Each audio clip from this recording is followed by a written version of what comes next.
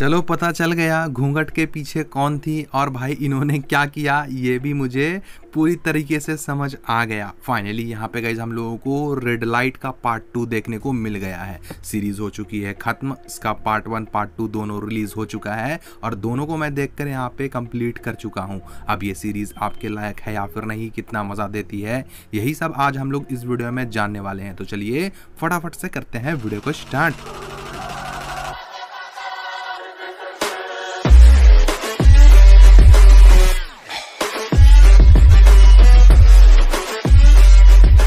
Hello भाई, हमारी बातों को आप सुनते क्यों नहीं? एक आप ही हमारा आखिरी सहारा हो, आप ऐसा करोगे तो ऐसा कैसे चलेगा भाई। इस सीरीज को मैं देखकर लिटरली डिसअपॉइंट हुआ। सीरीज में हम लोगों को इतनी कड़क एक्ट्रेस देखने को मिली थी भाई, अलीना सेन देखने को मिली थी। इनका सीन सीरीज में जरा भी नहीं है। रानी परी का भी समझो सीन सीरीज में देखने को मिलता नहीं। और इस सीरीज में जो थर्ड एक्ट्रेस है उनका सीरीज में सीन डाला गया है लेकिन उतना खास नहीं। और भाई इस सीरीज में रानी परी की आवाज किसी और ने डब की है, क्या जरूरत थी भाई डबिंग की, जबकि रानी परी की आवाज खुद की इतनी खूबसूरत है। मैं यहाँ पे ये नहीं कहूंगा कि सीरीज एकदम बेकार गई है, नहीं, सीरीज की स्टोरी यहाँ पे थोड़ा मजा देती है लेकिन एक यूनिक स्टोरी सीरीज में आप लोगों को देखने को नहीं मिलती। मोस्ट ऑफ द केस आप लोग जितनी भी सीरीजें उठाकर देखोगे तो आप लोग देखोगे रेड लाइट एरिया की स्टोरी अगर कहीं पे किसी सीरीज में हम लोगों को दिखाई जाती है तो लास्ट में पुलिस उन्हें पकड़ ही लेती है। बस सीरीज की स्टोरी समझो हम लोगों को